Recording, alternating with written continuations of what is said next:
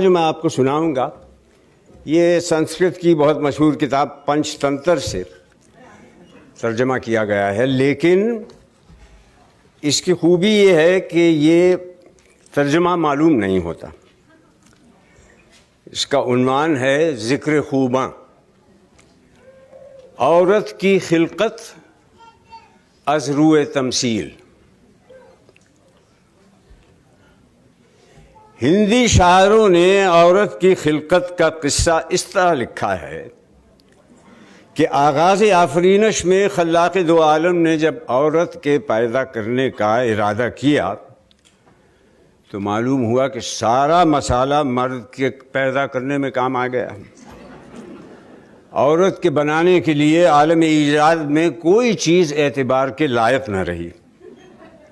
بڑے غور و تأمل کے بعد یہ تدبیر کار پردازان ازل کے ذہن میں آئی کہ چہرے کی شکل تو چاند سے لی جائے اور خم ابرو ہلال سے، غنچہ ناشگفتہ سے دہن اور برگ گل سے ہونٹ، نرگس شہلا سے آنکھ، سرف سے قد، نسرین سے بدن اور کبک سے رفتار لے لی جائے۔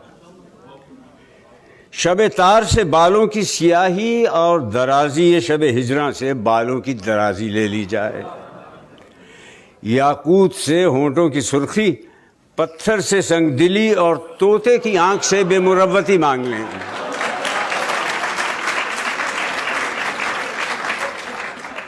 ماتھے کی چمک کندن سے اور دانتوں کی دمک موتیوں سے لے لیں۔ قلقل مینا سے آواز کی کھنک اور شمع سوزاں سے آنسوؤں کی لڑی ضرورت کے وقت عاریتاً لے لو۔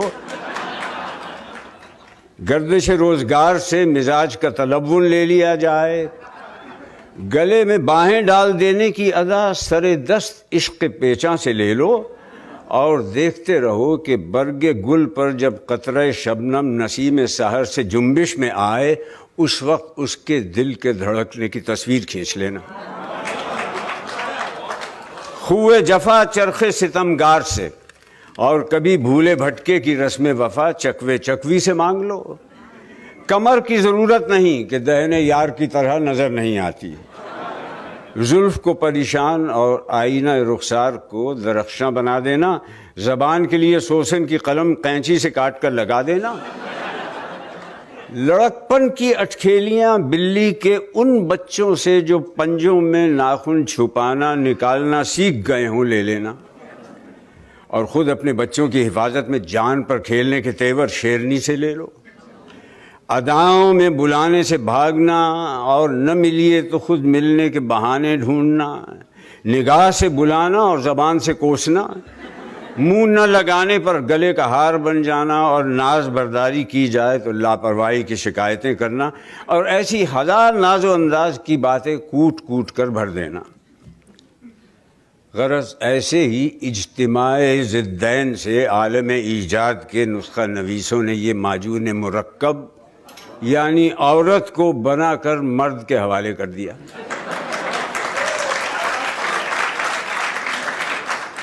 کہتے ہیں کہ اس واقعے کے چند روز کے بعد انسان نے خدا سے شکایت کی کہ یہ تحفہ جو مجھے عطا ہوا ہے میرے لیے بلائے جان ہے، اس کو واپس لے لیا جائے۔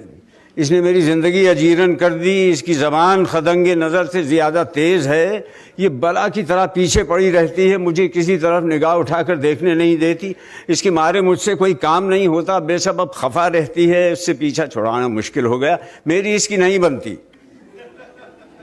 حکم ہوا کہ اگر تمہاری اس کی نہیں بنتی تو تم اسے یہاں چھوڑ جاؤ۔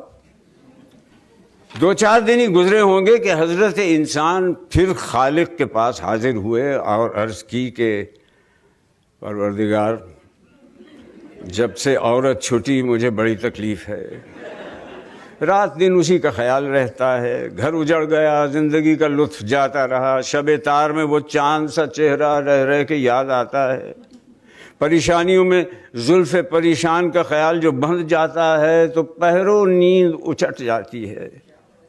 ارشاد ہوا کہ عورت کو تم ہی خود چھوڑ گئے تھے نا، تمہارا جی چاہے پھر لے جاؤ۔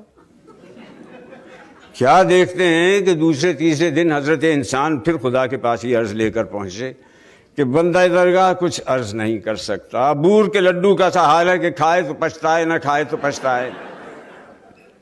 لیکن میں نے بڑے غور سے دیکھا کہ عورت سے اس قدر آرام نہیں جس قدر کی تکلیف ہے. حضور اسے رکھ لیں.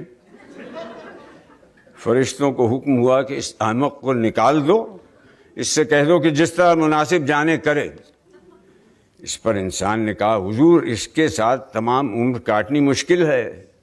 جواب ملا کہ اس کے بغیر بھی تمہیں جینا مشکل ہو گیا تھا. اس کے بعد فرشتوں کو حکم ہوا کہ اسے بخنے دو، کارخانہ عالم میں اور بہت ضروری کام ہے، یہاں ایسی فرصت نہیں کہ کوئی بیکار کے جھگڑوں میں پڑے.